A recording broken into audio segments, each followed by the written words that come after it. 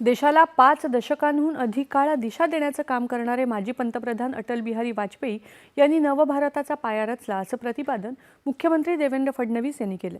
ते आज मुंबईमध्ये दादर इथे वाजपेयी यांच्या जयंतीनिमित्त आयोजित अटल सुशासन संमेलन कार्यक्रमात बोलत होते। अतिशय विपरीत परिस्थितीवर मात करण्यासाठी आवश्यक असलेले नेतृत्व गुण त्यांच्यात होते। त्यामुळेच त्यांनी भारतीय जनता पक्षाला बळ दिलं आणि देशाच्या भावी वाटचालीची दिशा देखील निश्चित केली असं फडणवीस म्हणाले।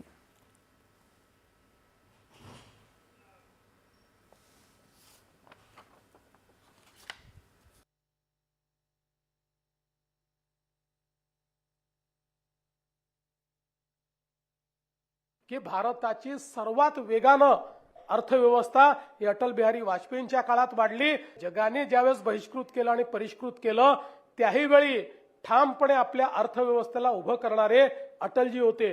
अटलजींना देशाच्या हिताचं काय आहे हे माहिती असायचं आणि ज्या प्रकारे देशाचा मान सन्मान त्यांनी उंच केला, खऱ्या अर्थानं युनायटेड नेशन्समध्ये गेल्यानंतर सगळे देश आपल्या भाषेत बोलायचे, पण भारत मात्र इंग्रजीत बोलायचा।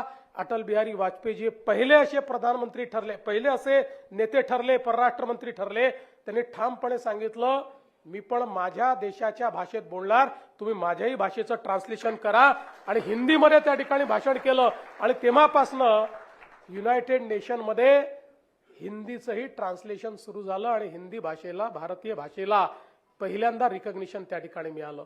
हार नहीं मानूंगा, रार नहीं ठानूंगा, काल के कपाल पर लिखता मिटाता हूं, गीत नया गाता हूं, गीत नया गाता हूं, हे सांगणारे अटल बिहारी वाजपेयी होते।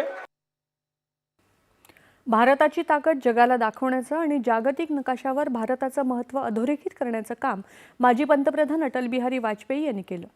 भारताच्या अर्थव्यवस्थेला बळकटी देण्याचं काम देखील त्यांनी केलं। याकडे मुख्यमंत्र्यांनी लक्ष वेधलं।